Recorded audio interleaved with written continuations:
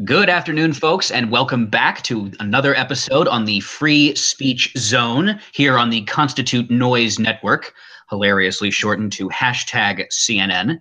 I'm Socrates the Younger, And I'm joined sexual today Tyrannosaurus. bisexual Tyrannosaurus as well as Athena Magna. And today we intend to discuss the men's rights movement, feminism for boys, as you might call it. But before we do that, I'd just like to offer my customary warning that literally everything that is said on this show is either fake news or hate speech. So if that's the sort of thing that triggers you, you should definitely keep watching. Remember to flag and report this video as we have no credentials, no research, and frankly, no idea what we're talking about. So to dive into just a quick explanation of where this idea came from, this men's rights activism thing, we have a meetup coming up here on the October 18th. That would be next Thursday, if my math is right, covering a video called Meeting the Enemy, a Feminist Comes to Terms with the Men's Rights Movement. The video is from Cassie Jaye, who's an award-winning documentary filmmaker who most recently famous for her 2016 documentary entitled The Red Pill, which I know, Athena, you have recently watched, and Sexual Tyrannosaurus, I don't know if you have watched it. No, I have not. All right. Athena, do you want to tell us a little bit about what was actually in that movie? Honestly, it was a more feminist going through the process of understanding men's rights activists. And what's surprising to me was the sympathy that came with it. Honestly, by the end of it, I was actually impressed with how she documentary the whole thing. It was actually very intriguing in the sense of what the men's rights activist was actually trying to portray in their videos. Okay. Now I know, Sex Rex, this video came from you. You were the one who sent that to us. What made you pick this video? What was it about this that intrigued you? Well, when every time when we do one of our TED Talk meetups, everybody always throws out stuff there. It's just fascinating to me, and I've listened to TED Talks before, and I was going through just going through all the latest TED Talks I could find on YouTube that really talked about subjects that I was interested in. And Socrates and Athena, you guys know I like things that are taboo, that are uncomfortable to talk about. And this really stuck out to me because this is someone who identifies themselves as a feminist, Mm-hmm. going out and using the feminist term that feminists always put on men as, quote, the enemy, that we are the enemy. When which is always fascinating to me because every woman who's a feminist, there was a one of those enemies, helped create you. So I don't know what all the hate towards men is about. Now, And when she says meeting the enemy, is she talking about feminists thinking of men as the enemy, or is she talking about feminists thinking of men's rights activists as the enemy? Well, it depends on the feminist. The radical feminists apparently believe that all men are the enemy, and that's just sad in my opinion. I think in her case, she was since her documentary was about particularly men's rights activists. Perhaps then that is who she thought was the enemy. Yeah, that was the sense that I got from her particular perspective. I did a little bit of research on Cassie Jaye before the episode, and what I found out was not only was she a feminist, she was actually known as a pretty hardcore feminist. She was considered herself to be a radical. She referred to herself as a radical feminist. Yeah, it's Now, not. I don't know exactly what beliefs that, like, where that puts her on an ideological spectrum in like directly practical terms, but it does speak to the power of what she uncovered, that she went from radical feminism all the way over to saying I'm no longer a feminist. One thing I would say is when she started, yes, she was a pure feminist. The idea of feminism is that it's about gender equality, men, women equaling to what men have. Um, After she did the video, I watched the Red Pill, and I think I'm not trying to sense that I'm brainwashed or anything like that, but it was a very well documented video of what men's rights activists are trying to do. And the fact that she switched from feminism, especially in the video, to say that she's no longer a feminist, is a strong sense of what feminism has become. It's kind of like riding the wave until the crest has fallen. I'm not saying women has not the equal rights they wanted, but at the same time, there are certain rights that men don't have that needs to be, what's the word I'm thinking of, is figured out. You know. Now, what rights are you talking about? Specifically in the video, and I didn't realize this. The first thing I do want to preface is that I was a feminist until I watched the video, and I'm not trying to be one of those people that like jumps ship whenever the ship is sinking or anything like that. But honestly, that's the same. That's a good idea. You should jump off the ship when it's sinking, otherwise you're going to drown. Well, I agree with Eric, that. that's not something that she ever has to deal with because women and children get in the lifeboats first. Yes. Well, that's how it used to be. Feminists today would probably be like, that is ignorant and sexist for you to tell me I'm getting in there first. And unless the ship was sinking, then I'm sure that they might as the ideological strictures a little bit. Maybe. We'd have to see that, but I don't want to see that. As the first female on this show, I would say that what she was saying was, yes, there are certain things that women needed equal rights to, especially for those women who wanted to go into the workplace and wanted to have equal rights when it comes to hiring and wages and all that stuff.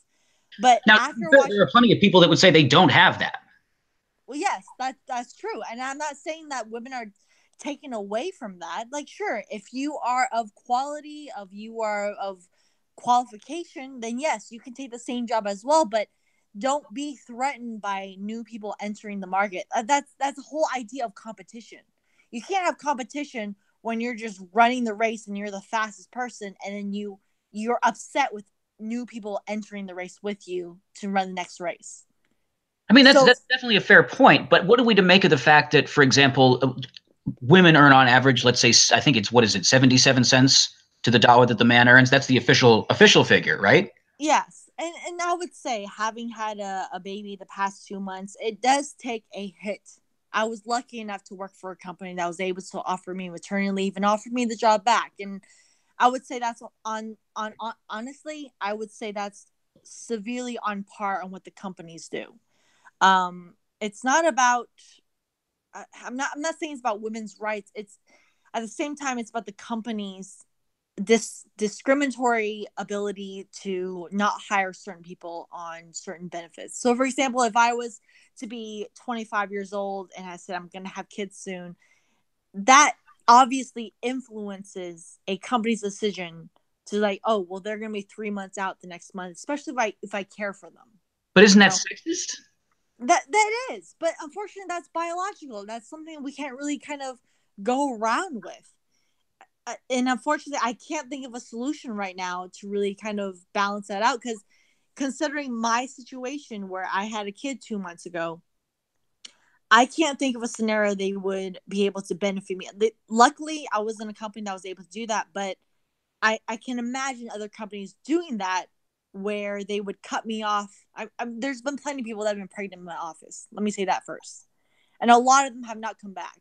And I don't know if it's by choice of them because of the low paying wage that they had, or if it's because they didn't want to come back to the company. Who knows?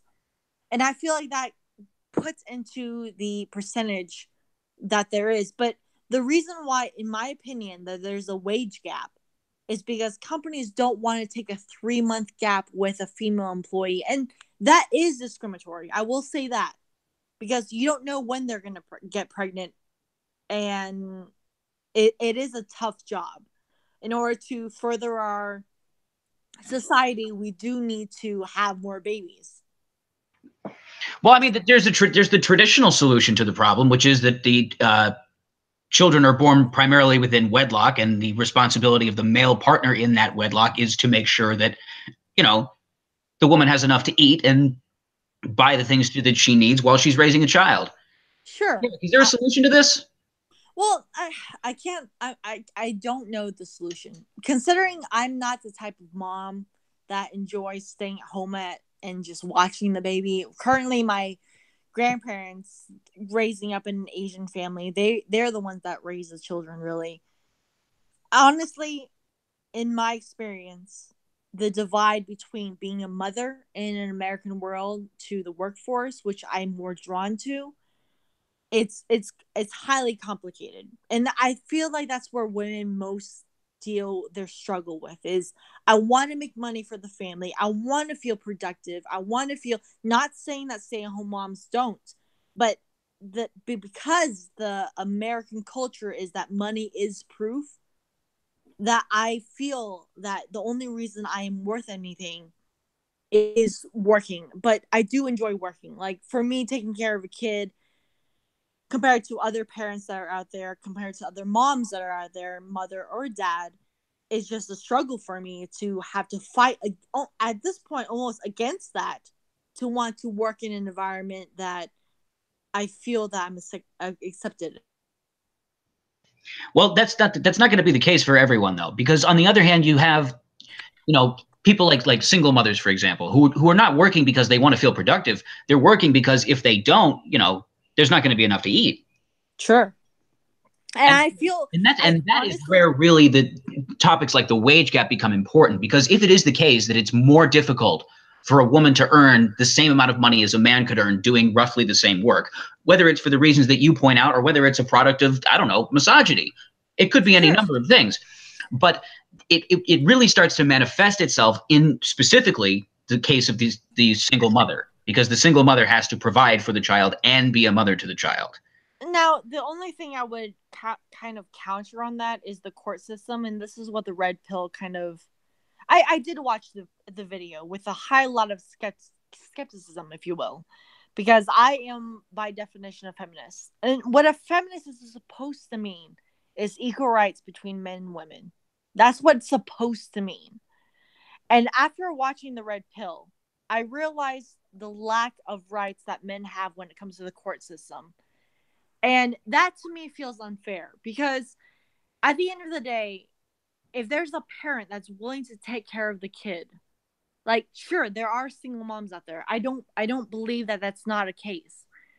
But single parents out there, especially moms, especially in certain communities, I think that there's certain scenarios where they kind of use that to their advantage of gaining additional rights, if that makes any sense. Yeah, I would agree. I would agree with that. That there are people that everybody comes from a different background. Everybody's circumstances is different. The only thing that single mothers have in common is the fact that they are single mothers. They have no partner there to help them raise their child or their children.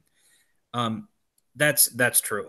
However, the reasons why they're single, a single parent whose spouse passes away, dies, we hear about that with people who lose spouses in war or in law enforcement, or or there's a tragedy, a car accident, or a sudden illness.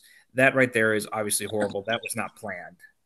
Sure. Now a person who has a child with somebody, and the father of that child doesn't understand that responsibility begins at conception, and it goes until you're dead at that point. And we've gotten away from that a lot, and a lot of women, a lot of feminists and radical feminists, I say, because I don't mean to offend Athena in this, that have simply said that we don't need men, we can do it all ourselves, girl power, and Sure. and it's metamorphosized into this very ugly thing that that was talked about in this TED talk, and as Athena's led to in the film, of we've totally turned the corner. And it brings to mind a quote from Richard Marcinko. For anyone who doesn't know who Richard Marcinko is, he was a highly decorated naval officer who's a Navy SEAL. He created SEAL Team 6. He's still alive, but he had this quote, and I'm going to share it here. And the quote is, change hurts. It makes people insecure, confused, and angry. People want things to be the same as they've always been because that makes life easier. But if you're a leader, you can't let your people hang on to the past.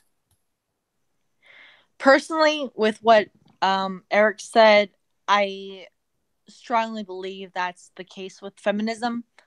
There are certain rights that I personally feel that feminism we haven't accomplished. As a feminist myself, I don't feel like we've accomplished certain things, and that's in the work world, and that's okay. We have the thing is we have to birth babies, and I don't have a solution for that. But the thing is, at the same time, it's understanding that like single parents, whether they're just a mother or a father, and I want to give fathers who are single parents to this as well, because they deal with way more struggle than a single mother does, because they're considered not to be a what's the word um It's less common, so there's not really there's not a cultural archetype for it. You know what I mean? yeah. Like, shows That's about why I'm single struggling. dads. Like the phrase single mother is so adamant in our culture that's like, okay, well, this is what they've dealt with, but a single father, that's not a normal. I wanted to say single father, but it didn't make any sense saying that. But the fact that the phrase is not that, like, I know there's plenty of single fathers out there taking care of their kids, but that kind of shows you as a representative what the court culture is, and that's essentially what I got from the movie. And that's one thing that as a feminist I didn't expect to be so adamant All in right, the now world. for those people who listen to this who are not familiar with what we're talking about with the court system here, let's just do a little bit of quick background before we go any further. Okay. So one of the major issues that the men's rights activist movement has talked about is bias in the court system, specifically custody court. So couple gets divorced. Overwhelmingly, the judge will not award, you don't award children. The judge will grant custody of the children to the mother over the father in the majority of cases, even when it's not deserved. And as such, the person the female being granted custody of the children then has significant grounds to demand alimony and child support from the man. And if he doesn't pay it, he ends up going to jail, right? The men's rights movement says that there are many women out there, and they say that it's a rampant problem, who on purpose game that tendency of the court system in order to extract money from their former partners. Absolutely. I mentioned this in a video that I made before, but I want to bring it up again because it's a really, really good point. There's a story, I only know of once that this has ever happened, but there were two people who were living together, a man and a woman, but they weren't married, right? They were just cohabitating. They broke up and they both moved out. And the woman sued the man for alimony. Now, normally you have to be married to demand you have to be divorced to demand alimony, right? The woman says, I got used to being provided for by this man at a certain level, and therefore I deserve to continue to have that support. In this case, the judge actually ruled in favor of the woman, and the man was court ordered to pay what became later nicknamed in the men's rights movement palimony, where even though he never married the woman, he ended up having to send her money. I think every month. I don't know exactly how alimony works, and that is the court thing there. So go ahead, Sex Rex. Sorry. I was just saying. I was like, that just sucks. I mean, the poor fella right there. That's a bad patient zero to be. If I can't think of a better term to describe him, I would call that guy a patient zero or ground zero for really bad, really flawed and swayed court system. The one who sets the precedent. Yeah, it's really sad, and it reminds me of back when there was a Michael Strahan who used to be a wide receiver for the New York Giants. He got divorced, and he says all the time. They say, "Is there anything with your money you wish you hadn't bought?" And he always says, "My ex-wife," and she said in their divorce, "I didn't ask for much. I just asked that I live comfortably for the rest of my life." And apparently that's what happened in this circumstance. And apparently you don't even have to be married, and you still end up having to provide for a person no matter what the circumstances. And that's just sad to me. Personally, go ahead, Athena. Sorry about that. Personally, what I was going to say was, as a woman that has gone through pregnancy for 9 months and gave birth via C-section, when a woman goes through pregnancy, it's not easy. I've only met maybe a handful of women that had a happy pregnancy. Pregnancy is not easy. So what I would say is, I I guess, competition to what you guys have been saying was with women going through pregnancy. I mean, it's not a field trip for us. It really isn't. It fucking sucks to use a more accurate language. But you're saying this based on your own experiences, but you acknowledge that there are other people who other women that will say, "Oh, I love being pregnant." Yes, it was the most beautiful time of my life. Yeah, they love. Yes. They love. But the thing is, like, I can't help but feel that a lot of these women who feel they had a great pregnancy are the ones that feel enjoyment in the pregnancy, that they're building a life. And I understand that. I just didn't experience that. I just like felt women who feel like their purpose in life is to give birth to children. And those women end up having great pregnancies. Exactly. They're the ones that feel like very, very strong. And there's nothing wrong with that because it's supposed to be beautiful. It's supposed to be understanding. But I personally did not experience that. For me, because honestly, as you said earlier, you feel like you're most useful when you're working. Yes, I know I am a strong difference from the traditional woman, but for me, I honestly felt like the baby was a parasite, and unfortunately, that's the only word I could use. There's sucking energy out of me. I mean, she's born now, and I'm happy. I'm happy to have her, but the process was not easy for me. Right, and I can't imagine other women, like maybe 50-50. 50% believe that it was a miracle of life and this is what they've been designed to do. They love it. They understand it. And the other 50, like, this is the most miserable thing. I should be happy. I've dealt with postpartum depression. I've dealt with prepartum depression, if you will.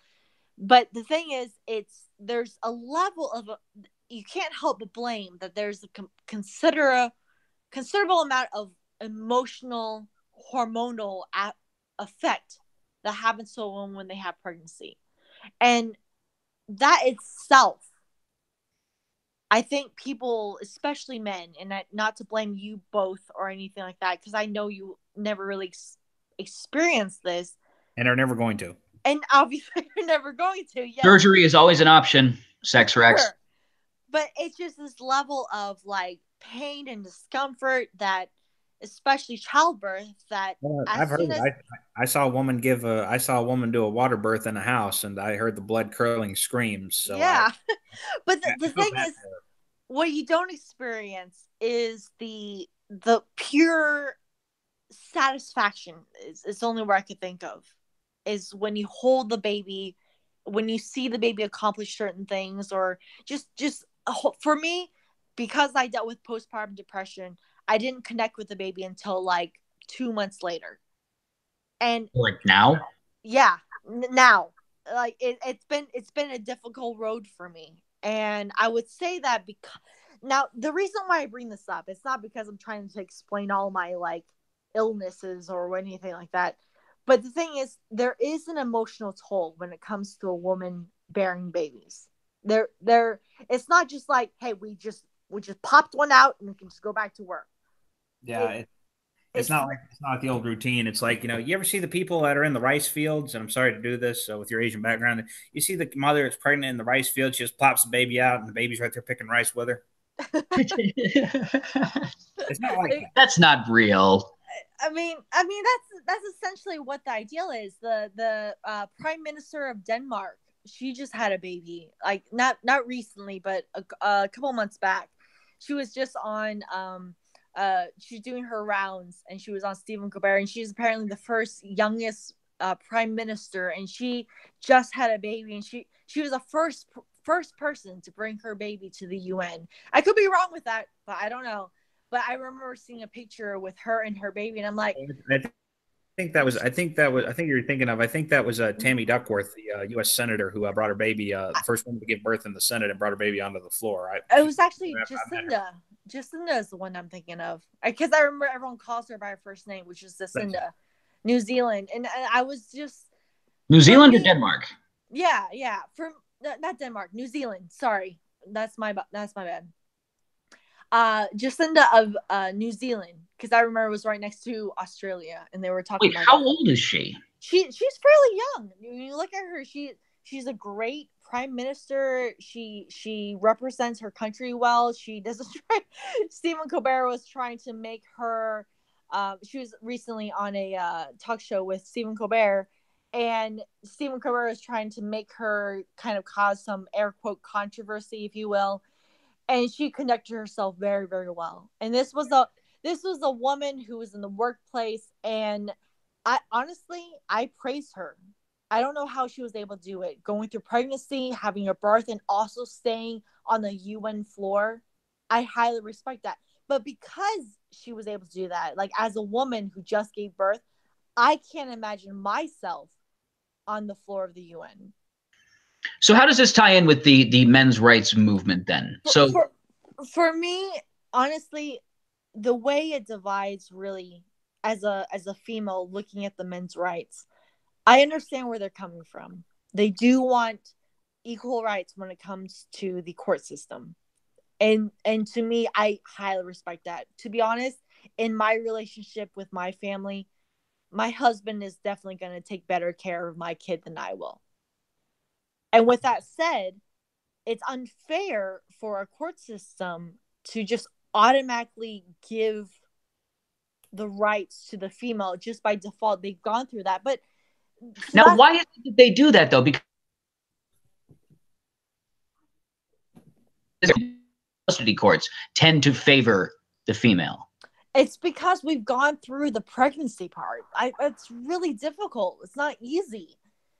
You get through the hormonal thing. Do you agree with that? Because I got the sense that it's leftover prejudice from a time in our history when culturally it was pretty much by default the man was the quote unquote breadwinner and the woman was the quote unquote caretaker.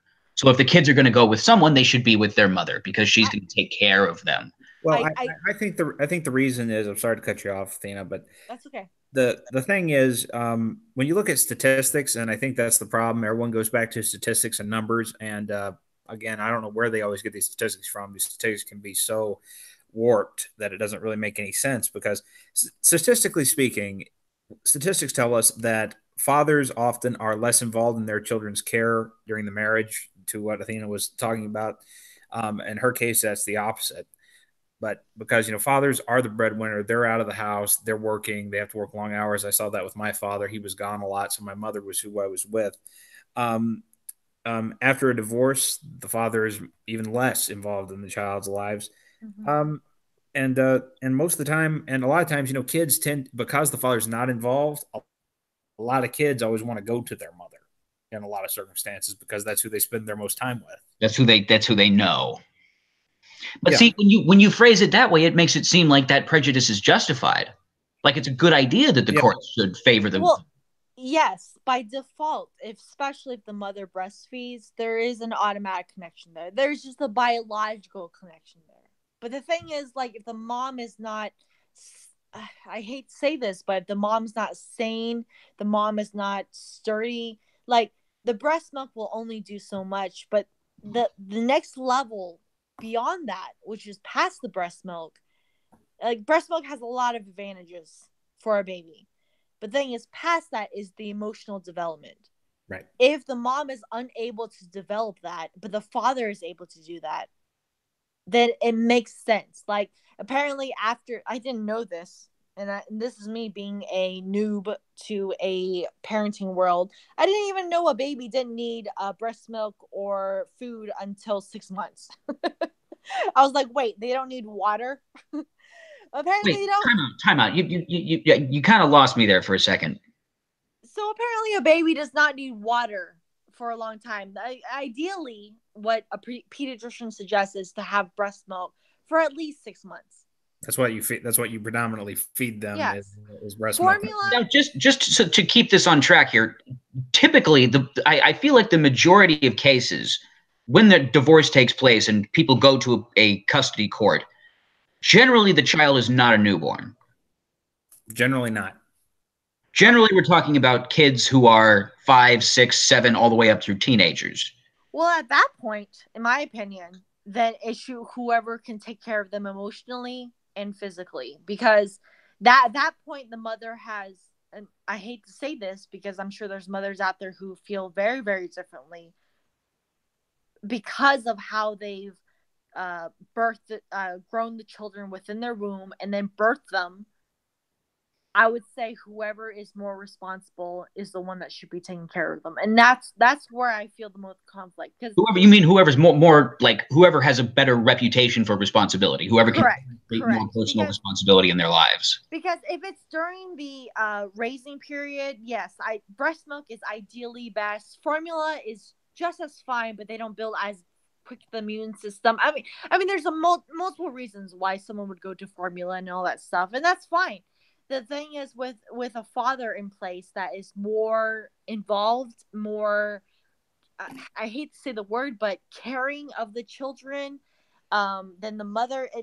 The reason why it hurts me to say that is because as a mother, I'm like, I can't imagine someone wanting to negate their own blood and development. Like, they literally grew the child to not want them to have something better. And I know the court system is designed to really help the mother, but if the court system is designed to after 5 years, they should be who's ever the most emotionally stable. And that, to me, I'm not saying it's always the father, but the real issue. So it sounds like we're all in agreement that there is, to some extent, a justification for the court system favoring the female in a number of different circumstances for a number of different reasons. But that's not really what the men's rights activists are angry about. What they're angry about is women who abuse the system.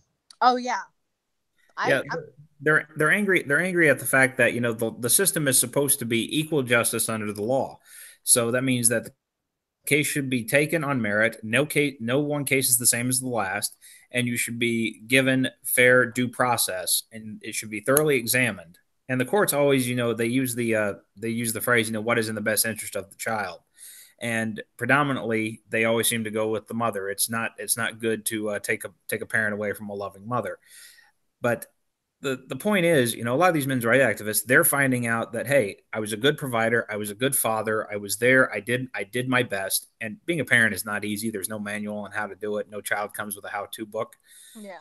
And what they're getting is they're getting the short end of the stick all the time. And then, they're not only okay, so they pull your kid away from you, but then, and this happened with my uncle. My uncle goes through this. He had 2 children with his last wife, and she was a horrible person. And she took his daughter and took his oldest son away. His oldest son now, or his youngest son rather, his youngest son will not talk to him because she's brainwashed him and turned him against his father. And that's another problem that happens in these cases. The mother turns the child against the father. So the child says, I want to stay with mom. And that's what happens. So she used the system to get the child on her side. And then she can almost use it as like a threat, like, oh, you're gonna tell me what to do. I'll take the kids. Oh yeah, that's something that doesn't really have any recourse at that point. That's exactly what the MRAs are really. That's one of the things that they're mad about. But I don't want to spend this whole episode talking about the court system because our listeners will fall asleep. Yeah. Sure. Sex rights. I know, since you're the one who brought this video up, I'm going to assume that you have some familiarity with the men's rights activists in general. Would you say you sympathize with that movement? I certainly sympathize with them. Like I said, I just alluded to it right there with my uncle. I've seen him have bad things done to him. Well, the reason I ask is this. I wanted to see are there any other major issues besides the court system that the MRAs talk about that you find particularly poignant? Yeah, sure. One right now, we just went through this with the Brett Kavanaugh case, the presumption of innocence. Now, today, it appears that a lot of men are not given due process. They're convicted in public opinion, and they are blacklisted, and they're being sought after to be destroyed, no matter their position. It was a lot stronger before Brett Kavanaugh got confirmed to the Supreme Court. Huh? I said that argument you just made was a little stronger before Brett Kavanaugh got confirmed to the Supreme Court, because he just got a job for life. Yeah, that's right. He got a job for life, but that's just the fact that he was massively lambasted in the media as a sex predator and a rapist and this, that, and the other. And they were going through, like, you remember they were going through his college or high school yearbook, asking him about references to, whoa, does this mean anal sex? Yeah. he still succeeded. Yeah, but that's just the latest episode where, you know, the guy succeeded, and he succeeded because, one, it was a 35-year-old allegation where he didn't have any verifiable proof. But here's a better example. Just recently, Reason Magazine published an article about a case where a young man was in college with a girl, and they hooked up. It was a consensual hookup, and the girl changed her mind about hooking up with this guy, and then turned around and reported him for sexual assault and various other things. He's been harassed. He's been threatened, was kicked out of school. He's now suing his school under Title IX, saying that they didn't provide a safe environment for him. And a lot of men's rights activists are saying, listen, stop treating all men unfairly with sexual assault. Treat it as you should be. Investigate properly. Investigate thoroughly. Do not make this into a circus. Do not ruin one man's life, without any basis for evidence. And in that case, when someone says you hooked up and they say you consensually hooked up with him and they say yes, and they're like, and how long have you been away from him? Weeks, months. It's like, okay, we're not investigating that. He didn't do anything to you. You don't like it? Tough. Get over it. Because what you've essentially done is you've given women a loaded gun, and loaded guns are dangerous. Athena, you want to comment on that? Well, I feel personally that social media has been able to promote certain agendas very easily. I would say that. I agree with Eric in the sense of wanting to have a private investigation on a particular accused thing, because it's unfair. I mean, the whole country is dependent on innocent until proven guilty, right? But I also know the heaviness of that, because how do you prove guilty when there's only two people involved and it's more of a he said, she said type of thing? For me, at this point, having read a lot of things, it's honestly, in some sense, it's between the rationale and the irrational. If a person was to ever blame something for them, like, sure, take that in consideration, but know that there could be a bad apple in the bunch. Because I obviously I've read stories where women have played that card. I'm not saying I would ever play that card, but if I was ever in that position, if I want to fuck over the other person, sure, that's an easy card to play because I am a woman and I can play that. And that for me is unfair, because it's not fair to me. It's unfair to the system. And that's what upsets me. And that's what is frustrating about the Brett Kavanaugh thing, is because now we don't know who's telling the truth. Whoever is fucking with the system, who has decided to, I don't know, play some weird ass card to think that this is what they're deserving of, is just that's what who's deserving of. The women's deserving of. Like, what is the woman deserving of? What is the proper way for us to, like, with someone, if there is, well, let's do two examples to hit both sides here. Let's say a genuine sexual assault happens and somebody tries to report it, and then they get their story gets immediately questioned. Well, it's like, well, are you sure you didn't just have sex with him and then change your mind? Right. And meanwhile, you're like, no, he punched me in the face and held me down. And like, let's say that really happens. Right. Yeah. And then on the other hand, you have someone who comes along and has sex with a guy and then changes her mind afterwards. I suppose it could go either way, either gender. But for now, she has sex with him. She changes her mind afterwards. She goes and reports that he has sexually assaulted her. And she's like, oh, he punched me and he held me down, even though he didn't actually do that. So then she lied. So she lied, and she is accusing this man of one of the worst crimes you can ever commit on another person. The thing is, I believe that I have been a victim of sexual assault, but because of everything that's going on, I don't know if I should call the person that sexually assaulted me to that, because what is I think what needs to happen is the definition of assault needs to be outlined to both races, there are races, sexes. The race of men and the race of women. Yes, that's what I mean. Because at this point, everyone has such a fine line of what is defined racism. Does that mean I'm uncomfortable?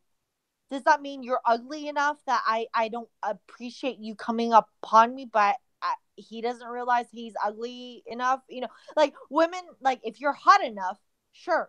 If he hits on you, you're like, oh, that's okay. But if it's an ugly person hitting on you, you're like, oh, that's sexual assault. Right, but if he's sweaty and his shirt doesn't quite cover his belly button, and I'm sure women would severely disagree with me on this, is the sense of like construction workers. That's the classic one, that women get catcalled by them. Do they? I mean, have you ever been catcalled by a construction worker? Because I've never seen a construction worker catcall. I've been catcalled before, but it's not by construction workers. No, not by construction workers. By some random people on the street. This one guy, I'm obviously, I don't think the audience knows this, but I am Asian, and the guy says, "Oh, there's Asian persuasion," and then he comes up to me, and luckily, not luckily, but I did have a guy next to me who was like, "Do you want to say that again?" Like, he defended me on that. But the guy would have come to me anyways, regardless if my guy friend was there or not. He felt the need to defend me, but I honestly felt like I could defend myself. And I'm sure I've had other catcalls that I've ignored that I have not recorded in my brain because I have a terrible memory. I think it's very telling that you use the word defend as if he was trying to attack you. Is that what it felt like? I mean, I'm not saying he felt like he was going to attack me, but it was like in some sense an attack. Like he was just coming forward to me. I was not expecting it. It was all that stuff. And then my guy friend just initially, just right away, just wanted to defend me. Like, he said literally, "Do you want to say that again?" That was sort of like his instinct, like his instinct just took over. Like, hey, you're not going to say that about my friend in front of me. You want yeah. And then he backed off, and then I could have handled that myself. It's not a big deal. Like, he just felt defensive, and it made me think. Like, listen, I've never had anybody come up to me in that particular instance, but in that instance, for my guy friend to do that, I'm wondering if he's had to do that with other girls that he's hung out with. Well, maybe. he might not have he might have had that happen before, and he didn't do anything, and then the girl, said, you didn't do that for me, so now he's like, well, now I got to do that. I'm not saying like sexual harassment is not a thing. It's just a matter of how much are you allowing the words to affect you. I know the words like lead to potential physical interaction. I understand that. Now, I don't think we get to call it sexual assault if it's just words. That would be more like sexual harassment, I think. Sure. Yeah. I've only in my life had maybe 3 men grab me by the ass at a club. And then I would say of 2 of them, I turned around and slapped the drink out of his hand, if anything. But the first one, I was like, you know what? Like, I didn't really understand it, But the thing is, that is a prominent situation that is in the club scenario. So would you say that's representative of the relationship between male and female in the larger society as well, or is it more a feature of the club scene? I would say it's of the club scene, because that's where most people go out to find an attractive female. That's when most women are dressed up in, like, dismiss my language, if you will, fuck me heels.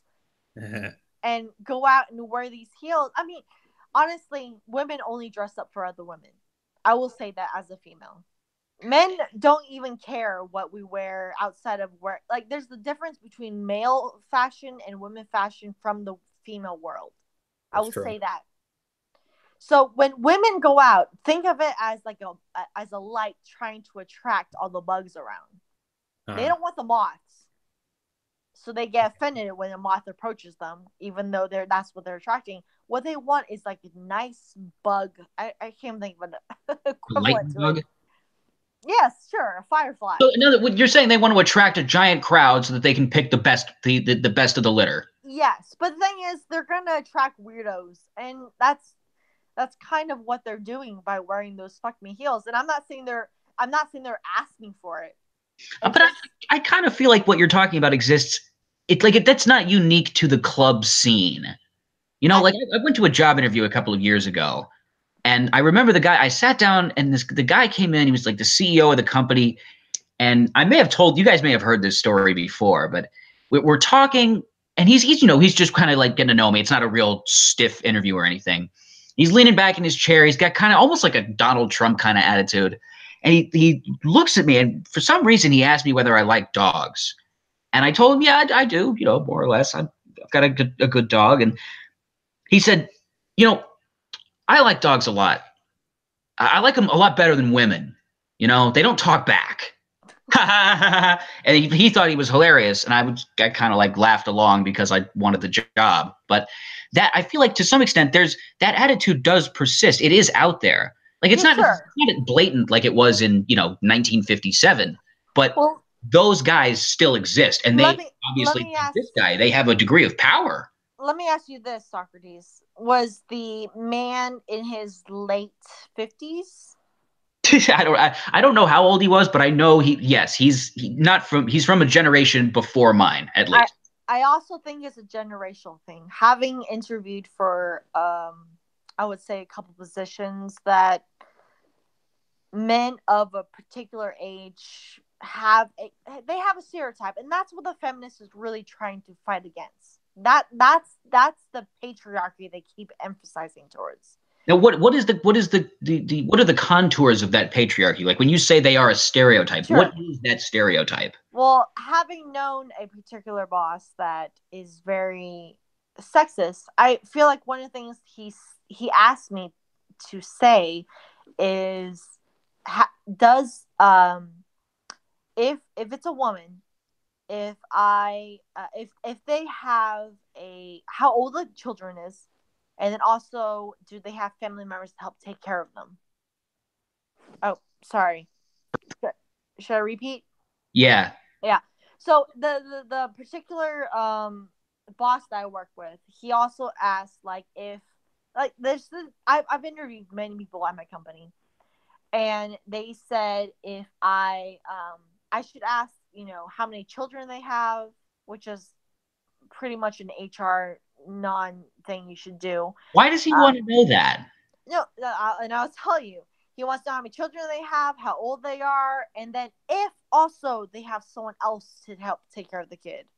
Because to them, that means, this is obviously an HR faux pas, having grown up in, not grown up, having gone to school for an HR perspective.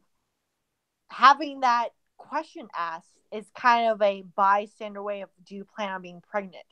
And that for a woman is unfair, because the way they told me was essentially, if the woman has a kid less than 5 years old, they're going to be gone a lot. Sure. Which obviously makes sense. And that was one of the reasons, they gave me highly illegal, and I agree with it. But unfortunately, I have a job to do, and unfortunately, if I want to keep my job to do that, and I'm sure any YouTuber will say against me on I shouldn't have done that. I agree with it, but I fucking need to make money. Yeah, it's like my boss tells me I have to ask this, so get mad at him, not me. Yes. I have to do my job. So essentially, I had to interview people and ask them about their children and figure out that kind of stuff. Not figure them out in some kind of secretive way, if you will. Not asking it in an official way. And they would tell me, and I would have to tell my bosses on that. But the thing is, the people who had kids who were less than 5 years old were more likely to be away from the work. And that's, in my opinion, the most discriminatory thing that employers could do. Don't get me wrong, I've told them that this is a terrible idea. So on the one hand, you have discrimination in favor of women in the court system, and then discrimination against women in the interview room. So it balances out? I can't say it balances out, because it's unfair to multiple people. It's unfair to the woman. It's unfair to the man. The man who has never had a woman who works in a work environment that has that kind of thing, I'm not seeing it balances out. No, wait. So if it's equally unfair to the man and the woman, wouldn't that make it fair? Well, there's no perfect system out there. That's one thing we have to emphasize. There's no perfect system out there, unfortunately, with this issue. But what's unfair for a woman in a job, and what is unfair for a man in a court of law are, regardless, they're both bad. Yeah. So I know I was kind of being an idiot there. I hope that became clear. So it's a balance. It's a bad balance. Okay, it's unfair over here and it's unfair over here. Okay, well then, okay, so we can agree that well it sucks. It sucks here. But the point is, what do we do about it? Well, again, there's certain things you can't control. Mm-hmm. People that own a business, they can take whatever action they want, and they can fight. And if they have money, they certainly have the ability to fight accusations and whatsoever. And I mean, this is not special to anybody. For example, like last football season, the owner of the Carolina Panthers had to sell the franchise because he was under investigation for sexual harassment claims in his office and the stuff he was doing to women. And he was doing things like, on Fridays they could wear jeans. He would come around and he would have them stand up, turn around so he could look at them. Or like, he'd come into their office, he'd put his feet up on the desk and ask for them to rub his feet. Hey, sometimes you hurt, man. That's completely different. Yeah, that's completely. So the having to stand up and turn around, that's too much. My boss is not even doing that. Yeah, but bear with me, okay? So you have someone like that has power and money, that has the ability to pay people to keep people quiet. But then in this highly charged era, it's able to get out, and he's already paid, so he's settled. So clearly there was something. And then with multiple people, and we're not talking 2 or 3, we're talking 4, 5, 6, 7, 8, 9, 10 people. Clearly there's something going on there. And so he lost in that end, and people got their justice. Now you have, a circumstance where you have, average guy working every day, and his wife leaves him and takes the children, and the wife, hasn't worked, has been a stay-at-home mother. Now she has to provide for the child on her own. Well, guess what? Hey, this is your child. You got to take responsibility. And the court says, yeah, you do, pal. So you're going to pay. So the guy, good father, good provider, he lost. He loses either way. So the women in that circumstance, they lost in terms they had to deal with that nasty harassment to the extremist level. Then this guy has to deal with the standard level of bad. It's like they all lost. So it's not a good balance to have. This brings me to the next point that I was hoping to hit with this, which is technically not mentioned in the video, but it is an outcropping of the men's rights activist movement that's referred to as MGTOW. Now, MGTOW is men going their own way. Yes, an acronym, men going their own way. It's a particularly extreme form of men's rights activism. Well, no, it's slightly different than men's rights activism. Men going their own way as a movement evangelizes men into the idea that they should not pursue deep relationships with women because it is simply too dangerous. That it's not, you're not going to get anything out of a deep connected relationship with a woman, such as a girlfriend or being married, that you can't get elsewhere for far less risk. Right. Now, interestingly enough, MGTOW says the same thing about women that the radical feminists we were talking about earlier say about men. We don't need men. And if you look at the birth rate in the Western world, by the way, it appears that both of these movements are gaining ground, because we're not even replacing ourselves at this point. So what does that represent a solution to the unfairnesses of the system that we have right now? No, it's a result of the system we've created. That's what it is. Is it fair? No, it's the unintended consequence of this. The radical feminists, the unintended consequences of the radical feminism of we don't need men fostered, these men that said, hey, we're going to go our own way. Back up about 4 seconds there, Sex Rex. What? You cut out for a second. You went blank. Can you back up about 5 seconds there? Sure. What I said was, this is just a result. This is just a symptom of what has been created. The radical feminists, saying we don't need men, that created the unintended consequence. There was men going their own way, saying we don't need relationships with women. We don't need to put ourselves out there. So we'll go our own way, do our own thing, and we won't have those meaningful relationships. And then as a result of that, it's a ripple effect. Then, we have fewer children. We have fewer people coming into the workforce. We create in essence, we're hurting ourselves. It's a self-inflicted wound. Well, but to some extent, it seems to be the case that the falling birth rate, like you mentioned, is a direct result of women being in the workforce. So on the one hand, you have radical feminism, which is like, we don't need men. And they're obviously not doing any reproducing in that case. And then on the other hand, you have women who are very focused on their careers, and as such, they tend to postpone childbearing later and later and later, to the point that you have women having their first child when they're, 35 years old. When 200 years ago, that's inconceivable. You have your first child when you're, 17. Yeah.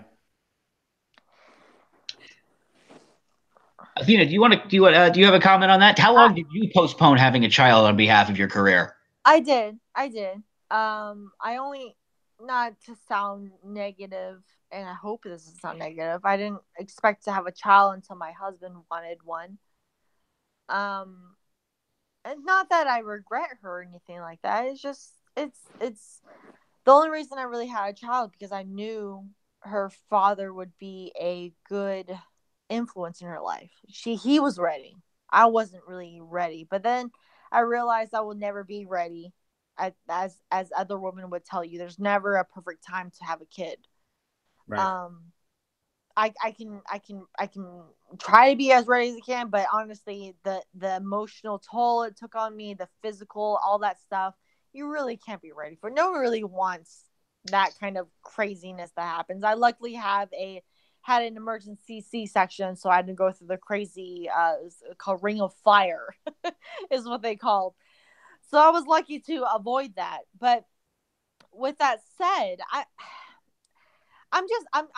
I feel like the MGTOW and the feminist, and I would say extreme feminist movement, both of them, I feel like I'm gonna get some backlash saying this, but both of them have experienced some bad apples that hurt them in the way that they did.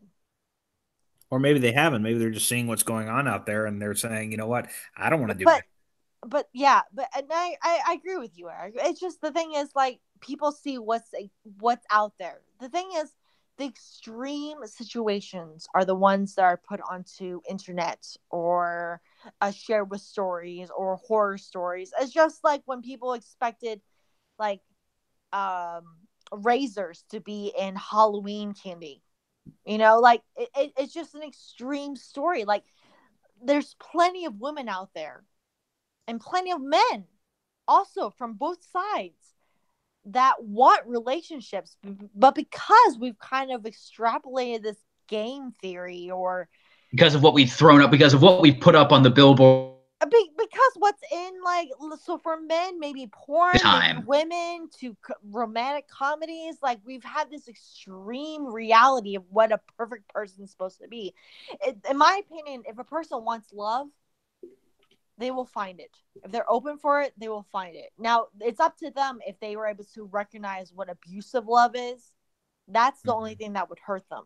Yeah, I was going to say, what happens when love, I think because steals the children and takes off down the street? That's true. I mean, when there's children involved, that's a different story. But when it comes to just individuals, anybody, in my opinion, anybody can find love.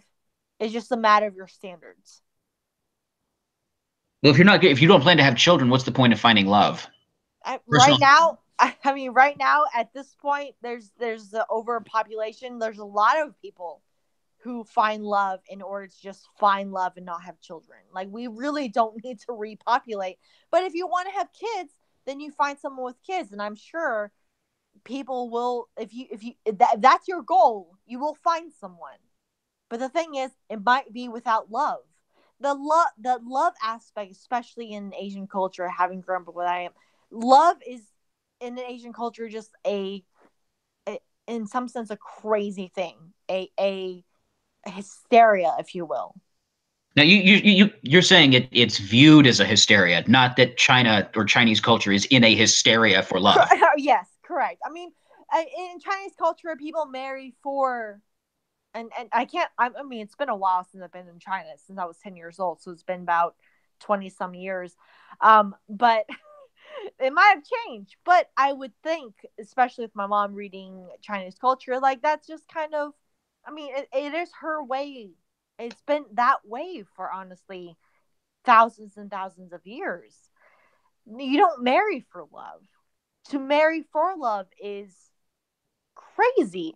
You marry as it's a responsibility. Yes, you you're doing it for the benefit.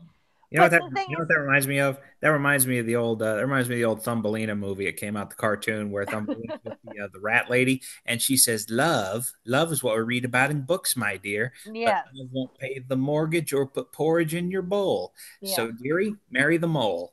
I mean, nowadays, unfortunately, well, I don't even know how to say this without sounding offensive, but now that women are working, women don't need to marry for financial benefits. I would agree with that. And that's where the shift has happened. And that allows men to have to develop more. I mean, I'm sure there are women out there. I've met plenty of them that want to marry, like, to just be a stay-at-home mom. But that's the honestly the way the world's working is just not going to happen moving forward. But that's Especially with the end way, of every single movie. If we're talking about Thumbelina, or we need not even name the movie, any movie of that type, the girl inevitably chooses the guy she loves over the, smarter but less exciting guy, but that or the that richer that but less exciting guy. Sometimes. exactly. The thing is, in China, that's already like a culture there in some sense. Korea, especially the Korean soap operas, it's all about going for love because it's more dangerous and more unknowing. And that's if a woman goes for that, it's because they want adventure in some sense. So there's not much of a stability that's needed there. But if they want stability, they follow the traditional route. And I'm not saying that women typically marry outside of love. If they marry love, and if they marry for love and they marry because of that, that's lucky. That's incredibly lucky. But the thing is, not everyone is going to experience that. No, I feel Everyone, like if we were in China right now and you said that the Chinese parents might counter, or a terrible mistake. yes, yes. I mean, my parents have even like countered. Like, I married a white guy, and to me, for them, like, this is not for all Asian people, but for them, I married up, and it doesn't matter how much money he made. Luckily, he's an engineer, and that's why I married up or whatever. But my You sister, married him because he was an engineer? well, I didn't marry him because of an engineer, but I liked him. Actually, liked the guy, and I was lucky that it kind of fit to what my parents wanted. Well, he was white also. Now for the Asian viewers out there, if there are any, I know most Asian parents don't think that because you want to marry within your race, but I want to have that this claim. What's the word I'm looking for? Um, but essentially, You like never my had to choose between the smarter choice and the more exciting choice. yes, yes, and I mean it is controversial. It's difficult. Love is not meant to be logically explained. That's never meant to be that way. That's why it's called love. People make That's why Romeo and Juliet killed themselves. That's not logical, Mm. right? Like they were teens, but Yeah. they killed themselves, and their story continues to live for stories upon stories, and people consider some Romeo and Juliet without actually. Maybe they. I feel personally, whenever someone reference Romeo and Juliet, they don't hear the full story. They Yeah. literally both kill themselves. You hear about the balcony scene, but you Yeah, don't hear how it ended. It's like, they both died, they both killed themselves yeah, because they both but think the the other's thing is, dead. Eric, like it's dramatic. It's perfect. It's just this expression of love, and I think love with the combination of women's right and men's right, it like the way it's expressed now. Unless we change the definition of love, I don't think it's really going to change, because every rom-com movie that a woman watch, like Don Juan, right? The movie that what's his face? Robin Hood. I can't remember his name. Joseph Levin. Joseph Joseph, Gordon-Levitt. yes, there you go.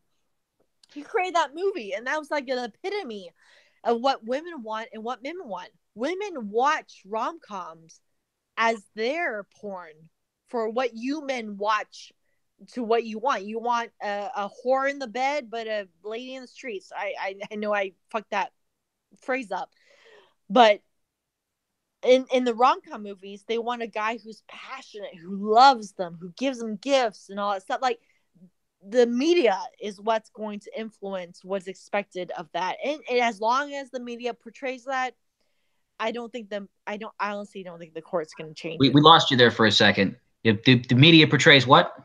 As long as the media portrays that women watches rom-coms and men watches porn, it's not going to change. But no, you could start that in two different directions, or you can take that in two different directions. On the one hand, you can go, well, oh, the media presents these images to us, and therefore we think this way. Or you can say we think this way, and therefore the media presents us with what we want to see, so we'll buy their particular product. Sure, and I agree with that. The media portrays that because we agree with it is because we grew up with it. So it's a self-reinforcing system. Sure. I think we interrupted you there for a second. What I was going to say though is I kind of think I agree on a lot of things you're saying right there, but I think it's sort of kind of BS because you hear that women are always told, they watch these rom-coms, they want the passionate guy, the nice guy who brings the gifts, who does the gentleman thing. And then when you try to do that in the real world, because a guy can see it like me, I see that and that's what I do. And the girls laugh at you or they put you in a friend zone. I'm like the king of the friend zone. I'm like the emperor of that place. I staked my flag there already. No one will ever dethrone me either. And that right there is that's the other side of that coin. Women watch the rom-coms and then we hear that men watch pornography. I admit I've watched adult films, I've watched pornography, but that's not what I think of women. I think what is it like? Well, can I interrupt here? Yeah, go ahead. Women also watch porn. Yeah, they do. Let me say that as well. They do. So what I would say to you, Eric, if women put you in a friend zone is because you've not approached the sexual zone, if you will. I mean, that's why the whole pickup artist industry even exists. She's not saying grab him by the pussy. That's not. Yeah. I thank you for that clarification. Appreciate you doing that in. And I'm not saying you're doing it right. Like, Eric, I'm sure you're doing everything right. Like, as by definition, you're probably following every like rom-com there is, and that's fantastic. But honestly, women now, outside. Okay, so let me clarify. Outside of the rom-coms, I feel like women, if they don't watch porn, I'm a little surprised by it because no one's getting sex nowadays because of sexual harassment. But because no one's getting any sexual harassment case because of fear, women, in my opinion, women do watch porn. But the thing is, they're not willing to admit it. You know what? I will admit it right now online. I watch porn. I love porn. Porn is fantastic. I watch rom-com for the emotional aspect of it and for the hilarity of it because it's kind of fucking ridiculous. But then watching that in comparison to the porn that I watch, it's fascinating. I think the idealism of what women is supposed to want is we shouldn't put them on a pedestal. That's what in my opinion, most men do. And that allows them in some sense to have the reputation in the court that they have. They are the angel. They're the one you masturbate to. They're the ones that have the kiss and all that stuff. I'm being very extreme right now. Yeah, and they're also the ones that that ruined us in the Garden of Eden. The woman the woman sold us down the river. So. I mean, if I was Eve, I would be watching porn right away. I would eat the apple like whole core out, bake it into an apple pie. Like, yeah. So, I mean, that's just I mean. It's like women are the angels. I'm like, but the woman was the one that listened to the devil. Yeah, humans are humans. That's essentially what I'm saying. Is if a woman doesn't watch porn, and this might be controversial, I don't know, but if a woman doesn't watch porn, I feel like they're not in tune with themselves. Because if they don't know what they want in bed, then they don't know what they want in life. That you got to know what you want in the sheets before you know what you want in the house. Yeah. That is an excellent place to bring our hour here to a close. Do either of you have any final thoughts you'd like to add before we sign off here for the day? I've got nothing for you. Women watch porn. If you don't know how to watch porn, just go on Pornhub. They have plenty of suggestions, and then also buy a dildo. Okay, no. All right. Just so we're clear, this is not sponsored in any way by anyone. This is not sponsored. Oh, buy a vibrator. That's better than a dildo. Yeah, get the magic wand because it does like every single level. All right, so the goddess of wisdom has spoken. Thank you all very much for joining us. This has been another episode of the Free Speech Zone, featuring myself, Socrates the Younger, Sexual Tyrannosaurus, and Athena Magna. I hope you found something to take away with you to annoy your friends, both male, female, liberal, conservative, MGTOW, or radical feminist, and maybe even a little something for yourself. Anyway, for today, Saturday, October 13th, the year of our Lord 2018, thank you very much for tuning in.